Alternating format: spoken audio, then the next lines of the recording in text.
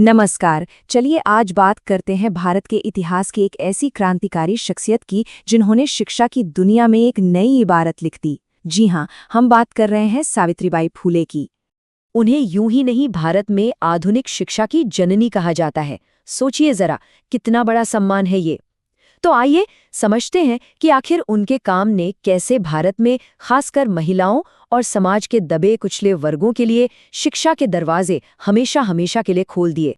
तो उनकी इस कमाल की जर्नी की शुरुआत कहाँ से हुई? एक ऐसे कदम से जो उस वक्त कोई सोच भी नहीं सकता था, भारत की पहली महिला शिक्षिका बनना। जरा सोचकर देखिए, हम साल 1848 की बात कर रहे हैं। ये वो दौर था जब लड़कियों को पढ़ाना लिखाना एक तरह से सामाजिक गुनाह माना जाता था।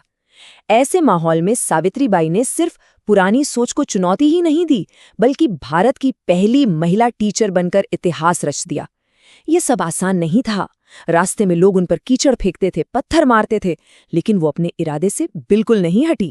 पर बात यहीं खत्म नहीं होती। सावित्रीबाई का विजन इससे कहीं बड़ा था। वो सिर्फ एक टीचर बनकर नहीं रुकना चाहती थीं।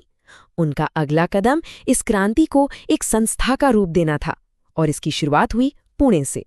ये तारीख 1 जनवरी 1848। इसे याद रखना बहुत जरूरी है। क्यों? क्योंकि इसी दिन कुछ ऐसा हुआ जिसने आने वाली पीढ़ियों का भविष्य ही बदल दिया। जी हाँ, 1 जनवरी 1848 को पुणे के भिड़ेवाड़ा में भारत के पहले गर्ल्स स्कूल की नींव रखी गई। ये एक ऐतिहासिक पल था जब लड़कियों के लिए पहली बार स्कूल का एक दरवाज़ा खुला, और इस क्रांति की मशाल थी सावित्रीबाई फूले। और हाँ, ये भी जानना जरूरी है कि वो इस लड़ाई में अकेली नहीं थीं। इस मिशन में उनके पति ज्योतिराव फुले, उनकी साथी सगुनाबाई और तात्या साहेब भेड़े जैसे लोग भी थे, जिन्होंने स्कूल के लिए अपनी जगह देकर इस बड़े सपने को सच करने में मदद की। तो स्कूल तो खुल गया, पर उनका काम यहीं तक सीमित नहीं था। ये तो एक बहुत बड़े सामाजिक सुधार आंदोलन का हिस्सा था, एक ऐसा आंदोलन जो सत्य और समाज की बेहतरी पर टिका था। उनके काम का दायरा कैसे बढ़ता गया, इसे देखिए। 1848 में टीचर बनी, स्कूल खोला, और फिर करीब 25 साल बाद 1873 में उन्होंने एक और बड़ा कदम उठाया जो समाज की जड़ों तक गया।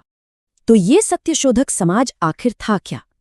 असल में इसका मतलब है सत्य की खोज करने वालों का समाज। ये फूले दंपत्ति की बनाई एक संस्था थी जिसका मकसद था सामाजिक भेदभाव को खत्म करना और निचली जातियों के लोगों को ऊपर उठाना। और यहाँ भी सावित्रीबाई की भूमिका बहुत अहम थी। वो इसकी महिला विंग को लीड कर रही थी। और सबसे दिलचस्प